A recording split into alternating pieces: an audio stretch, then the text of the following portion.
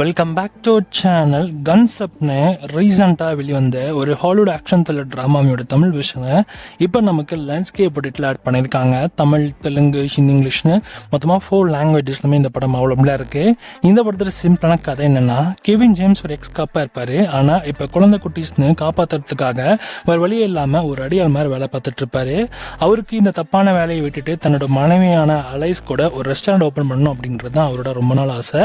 இப்போ மாவை விட்டு வெளில வரத்தும் போது அவருக்கு ஒரு பெரிய டாஸ்க் கொடுக்கப்படுது. அதான் கடைசி டாஸ்க். அதை சொதப்பதனால இப்போ மாப் கொட்டையும் அவரையும் அவரோட குடும்பத்தையும் கொல்ல துரத்துது. இதுக்கு தன்னோட குடும்பத்தை அந்த கூட்டத்திட்ட இருந்து எப்படி காப்பாத்துறாங்க அப்படின்றதான் படத்தோட கதையே.